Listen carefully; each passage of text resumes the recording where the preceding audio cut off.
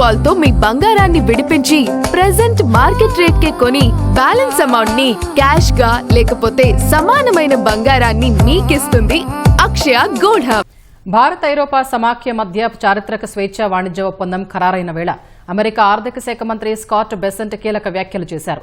తమపై యుద్ధానికి తామే నిధులు ఇచ్చుకుంటున్నారని ఐరోపా సమాఖ్యను ఉద్దేశించి బెసెంట్ విమర్శించారు.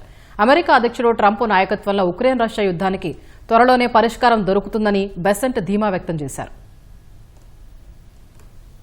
భారత్ ఐరోపా సమాఖ్య మధ్య సుదీర్ఘ నిరీక్షణ తర్వాత మదర్ ఆఫ్ ఆల్ డీల్స్ గా అభివర్ణిస్తున్న చారిత్రక స్వేచ్ఛా వాణిజ్య ఒప్పందం కుదిరిన వేళ అమెరికా కీలక వ్యాఖ్యలు చేసింది. రష్యా నుంచి చమురు కొనుగోలు చేస్తున్న వ్యవహారంలో ఐరోపా దేశాల వైఖరి ఆత్మహత్య సదృశ్యంగా ఉందని అమెరికా ఆర్థిక శాఖ మంత్రి స్కాట్ బెసెంట్ విమర్శించారు. రష్యా నుంచి చమురు కొనుగోలు చేస్తున్నందుకు భారత్పై 25% సుంకాలను విధించామని, కానీ యూరోపియన్లు భారత్తో వాణిజ్య ఒప్పందం కుదుర్చుకున్నారని వ్యాఖ్యానించారు. రష్యన్ చమురు తొలుత భారత్కు వెళ్తోందని, అక్కడి నుంచి శుద్ధి చేసిన చమురు ఉత్పత్తులను ఐరోపా వాసులు కొనుగోలు చేస్తున్నారని తెలిపారు. తద్వారా ఐరోపా సమాఖ్య తమపై యుద్ధానికి తామే నిధులు సమకూరుస్తున్నట్లు ఉందని బెసెంట్ విమర్శించారు.